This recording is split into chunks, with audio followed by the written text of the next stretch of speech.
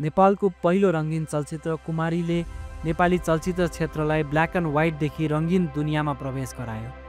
कुमारीको makeup र रङ्गीन कपडाको प्रयोग देखाउनु पर्ने भएपछि पहिलो रङ्गीन फिल्म बन्न पुग्यो कुमारी। कुमारी चलचित्र तत्कालीन शाही नेपाली चलचित्र संस्थानको लगानीमा बनेको थियो। कुमारी चलचित्रको कथावस्तु विजय मल्लको उपन्यास कुमारी शोभाबाट प्रभावित भई निर्माण भएको थियो।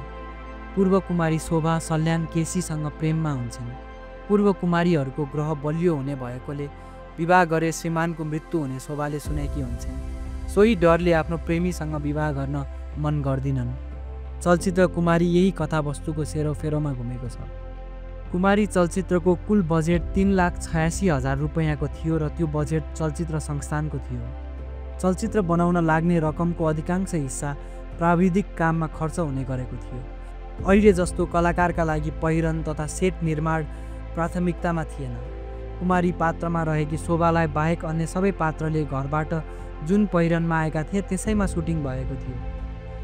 इन्डोर सुटिङमा कोअपरेसन बालाजुको कोठालाई स्टुडियो बनाएर इन्डोर सट खिचिएको थियो। प्रेम बहादुर बस्नेतले आफ्नो घरको कार्पेट पर्दा प्रयोग गरेर सुटिङ गरेका थिए। ती कार्पेट र पर्दा अझै पनि सुरक्षित छन्। चलचित्रको पोस्ट प्रोडक्सनको काम भने मुम्बईमा भएको थियो। कुमारी चलचित्रको प्रोसेसिङ बम्बईको फेमस महालक्ष्मी सिने ल्याबमा र साउन्ड मिक्सिङ राजकोमल स्टुडियोमा भएको थियो। कुमारी चलचित्र बनाउन करिब 9 महिना लागेको थियो। 3 महिना स्क्रिप्टकै काम भएको थियो।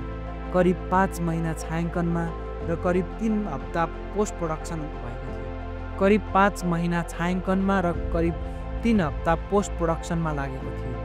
कुमारी चलचित्र बनेपछि नेपालमा ब्ल्याक एन्ड व्हाइट चलचित्र बन्न बन्द भयो र नेपाली चलचित्रले नयाँ बाटो लियो।